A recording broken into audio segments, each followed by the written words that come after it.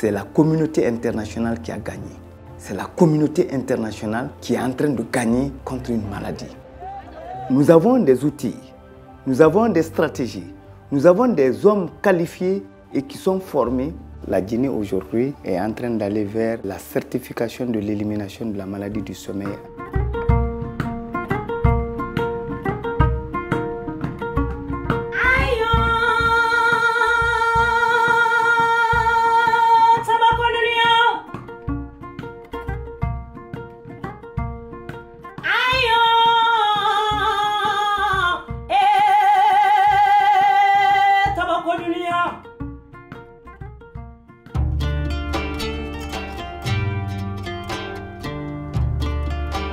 Je travaille avec le programme depuis plus de 15 ans sur justement les programmes d'élimination de la maladie du sommeil ici en Guinée.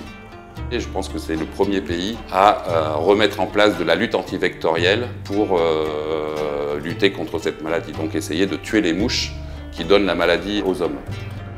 Le biotope de la mangrove était très favorable aux mouches tsetse, ce qui fait qu'on a des densités énormes dans les mangroves. Pour lutter contre les mouches tsetse, ici en Guinée, on utilise les tiny targets, qu'on appelle aussi pour les populations ici les drapeaux bleus. Merci. Le bleu attire les mouches et une fois que la mouche est là, elle va essayer de tourner, de contourner d'abord le piège.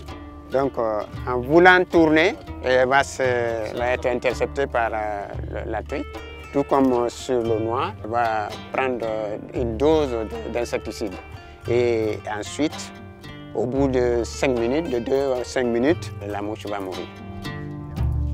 La stratégie qui a été choisie par le programme, elle est différente. C'est de cibler vraiment tous les lieux de vie de la population. Donc on diminue le contact homme-tsetse et on essaye d'interrompre la transmission comme ça. La maladie du sommeil, c'est une maladie parasitaire qui est liée à un trypanosome qui est transmis par la mouche tsetse à l'homme. Le parasite passe dans le système nerveux central et s'il n'y a pas de traitement qui est initié, les patients finissent par tomber dans un coma et mourir. Dans les années 60, il y avait des centaines, voire des milliers de cas. Donc il y a eu des grosses campagnes qui ont été menées à cette époque-là, qui ont permis vraiment de réduire la maladie à presque rien. Et c'est dans les années 90 qu'on s'est aperçu qu'il y avait des nouveaux cas. Nous avons travaillé en faisant des prospections, en faisant la recherche active de cas de trypanosomiase humaine africaine.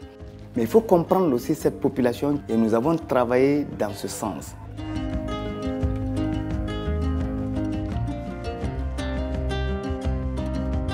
Ebola qui est venu en Guinée nous a impacté parce qu'il y a eu le divorce entre la communauté et les agents de santé.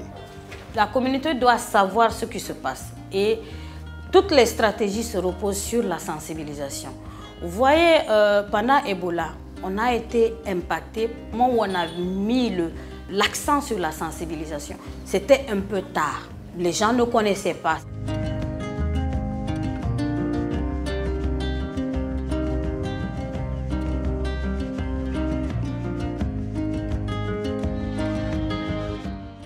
On essaie de faire de 2 à 3 prospections dans chaque foyer par an.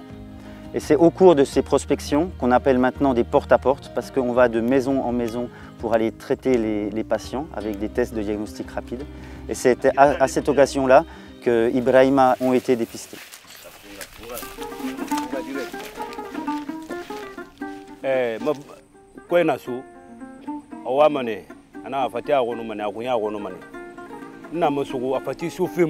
Alute na wulumenne na fore shiri magira na hado amana no I fore shiri muna gina nga ga ni laptani ano anna ga woni parce que mujima mais yongo ma kobr na fi moladi ra kire e frendi na furi moladi nda muna kulu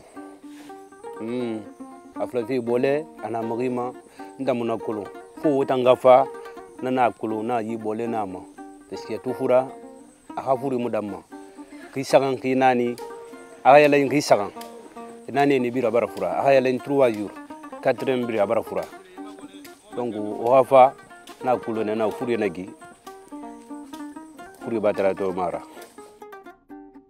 musisi beder gorsi ma bafi duira ya aduma na lu bansamara banundi aduma ne yat amalima ina so ya mulugama na ye bara konto voli so yi gara alhamdulillah parce que yalla imbara luna.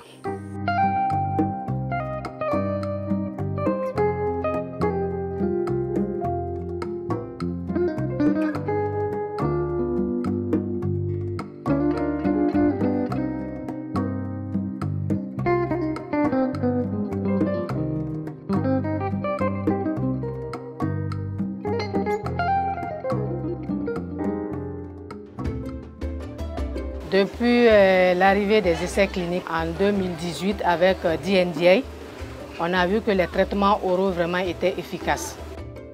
DNDA est parvenu à mettre au point un médicament qui n'a pas de contraintes, qui permet de faciliter la vie aux malades et aux médecins.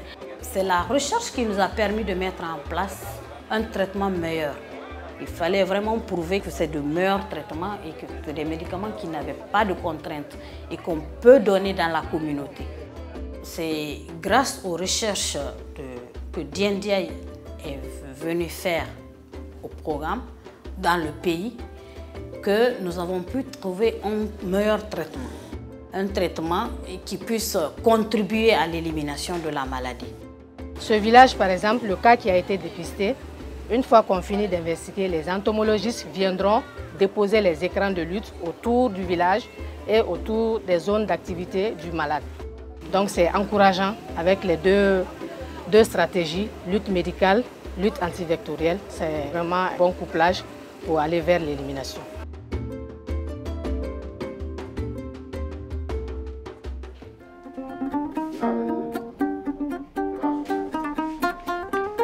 En Guinée, aujourd'hui, on dépiste chaque année entre 20 et 30 cas de trouver ces derniers malades pour finir avec la transmission de la maladie du sommeil. C'est le grand challenge.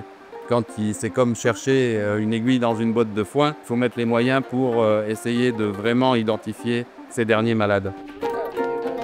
Donc attention, attention pour ne pas qu'on soit victime de notre victoire. L'atteinte de l'élimination de la maladie comme problème de santé publique, ce n'est pas une victoire complète. C'est là où le travail commence.